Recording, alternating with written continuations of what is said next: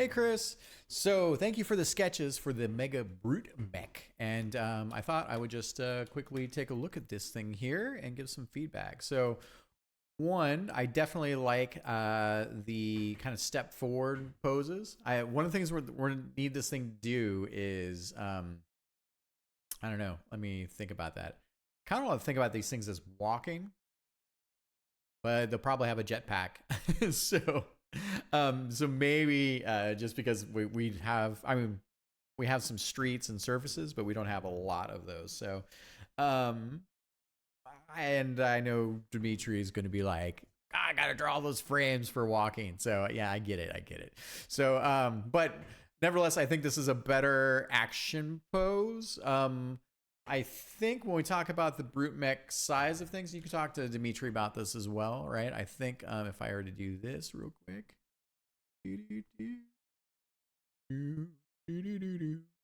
Dimitri might kill me for this. Let me see how get that going. How this? Um, Either I think it might be like slightly oversizing it a little bit, like when we talk about brutes, and I think Dimitri did a really good point about this as well, like giving a sense of a heavier, bigger body, a beefier body, and kind of like a little like they almost skipped leg day a little bit, like the legs are a little bit more chicken legs. So I think we could probably size it up just a tiny bit more to get the proportions in line. But I definitely like this pose here. We'll probably put like a little flame on the back. In general, I think we're ready to go into the detailing phase. So good on the sketches here.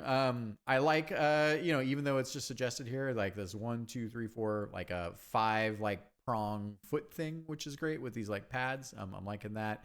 Kind of like a little this gear thing here, but I thought I would bring this back real quick. So also for the people that are paying attention, I've been torturing the art team for a while because I've been describing like gorillas and crouching and like animalistic cat panther like things. And by the way, maybe I'll just spin this out real quick.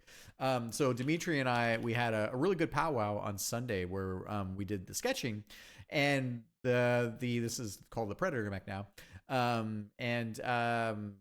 Like we realized that what I was trying to go to, because this is the thing, right, is the way that I operate is it has to excite me. Like art is exciting if it makes me feel something. Because if I don't feel that thing in what we're creating, it chances are other people won't feel it. Maybe the vast majority of people never feel it, but that's okay, right?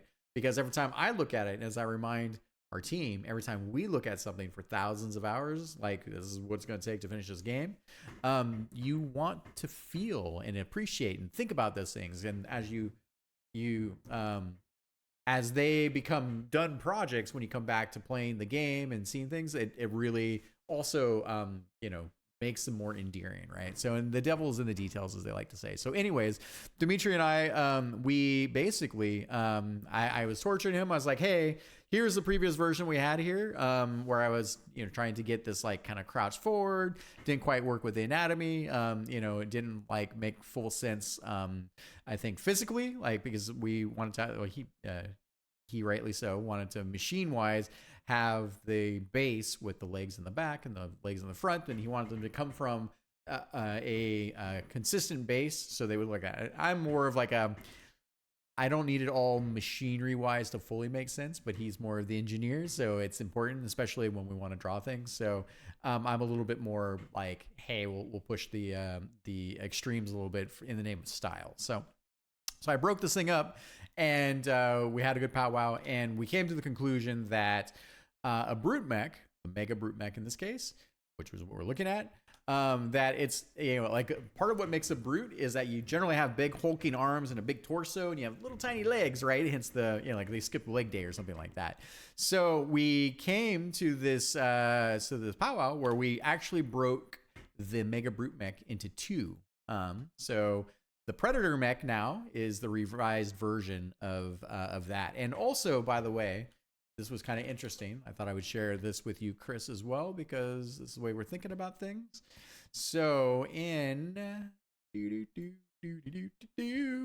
so I've been thinking again about, why does the Paltech world exist and what's important about that, right? And so coming back to it, this is Gressel, right?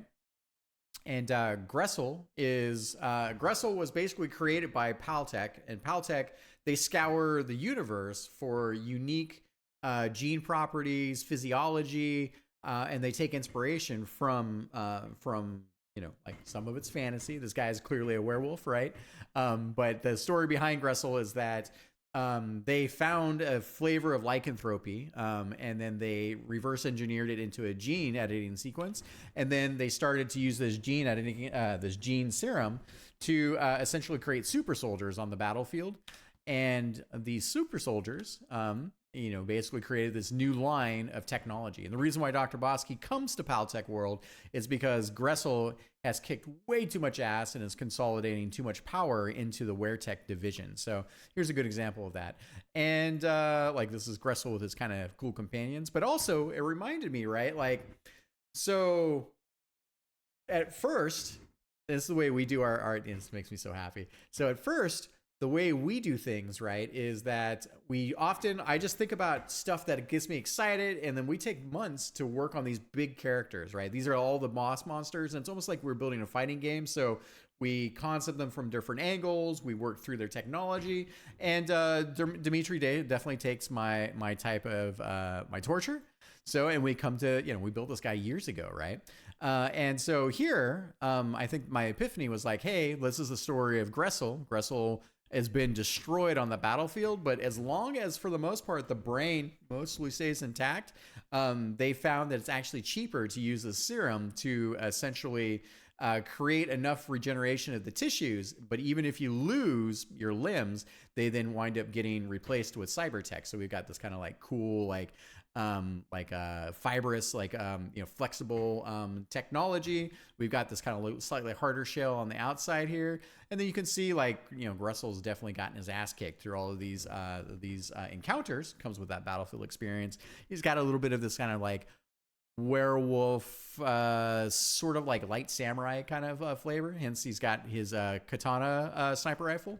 So, it just reminded me that, oh yeah, by the way, Paltech, part of what they do, part of the reason why, and this is what I was trying to say, is that when we go through the creation of these characters, we don't have their backstories in mind. So Gressel, because we got to this point with him, basically became we needed an origin story. So Paltech World was born, and it's all about this Ecumenopolis and what we've been building. So it's kind of a reverse way of working, where we have these big characters, just like Gondas here, right? Gondas and Nada, they are the whole reason why the Srivas Mountain and the demons and the demonic plane and the fusing of elemental technologies and magic and soul essence, because of these characters, right? So, and I kind of wind up wondering, okay, where do they come from? How do they? And we take that inspiration and we turn those into essentially the backstories for the characters, which then become essentially chunks of how we are building our games, right? So a little insight there. Sorry, I was all over the place on that. But for instance, Gressel here, he's got basically his katana, so he can wield this thing, which is super cool. Again, a nice, interesting piece of technology, and he does this thing where he goes clack, right? Kind of reminds me of Ivy and her chainsword a little bit, but then it straightens out the katana, and you can use it as a sniper rifle, right? So some interesting stuff, but you can see all these cool pieces of the type of technology, and also that Paltech World, they don't give a fuck. They will co-opt any kind of physiology if it's going to make their export of mercenaries and war technology, if it furthers that, right? So they have a huge cybernetics division. They have a lot of high sci-fi technology. They have gene editing, right? So, and they also, because the world and universe is a crazy place, they scour the universe and they find rare mutations and rare breeds of animals and things like that. So all that kind of fuses together to create this. So anyways, I know that's a long way of saying, coming back to where we're at. So of what we're looking at, but that was this kind of reminder and this epiphany of what we're building and why. And I thought I would share that with you as well. So I'm very happy with where we're at. So anyways, so coming back to this, thank you for taking that sojourn with me. So with the legs, I think I generally like that. Let's see if we can go with a little oversized thing, but also coming back to this technology, right? Even though this is just the broken part versions of what we had before, I think when we do the detailing, I want to see more of this like fibrous technology. Again, coming back to like, Gressel, fibrous technology, right? Like all this good stuff here. This is like, look at this in the feet. Oh my God, so good. We went a little bit more low tech on some of the spring assemblies and things like that, right? But I think the key here is let's come back to the source, and when we're building up the Brute Mech and the Predator mechs, we're going to take some cues back from these. So so what I would love for you to do is to work on bringing some of these technologies over, taking a look again at Gressel and where we're at with these types of things, thinking about the what the Brute is, and of course. One of the next things you're going to work on is going to be the Predator mech, which we take this form, this function. Like they're going to share some similar technological aspects, right? And by the way, Dimitri knows me so well. He just put a little scorpion tail on there and was like, "Oh, I love it! I love it! Ah, it's so good." So you'd think I was drinking or having a good time, but I think that is the main bits of feedback. So let's do a rinse and wash. I think we're ready for a level of detailing. Take these considerations. Let's work on our legs here, and then have a conversation and see how Dimitri feels about oversizing the mech top just a little bit more. Again, I think we'll probably wind up putting probably some kind of flame jetting aspects on this. We might take the feet, something like that as well. These things we might just have them also land and kind of be like kind of larger enemies that maybe they're on hard surfaces. I don't know. We'll find the kind of the mechanisms for that. So anyways, I think that is it, and I will talk to you soon. Thank you.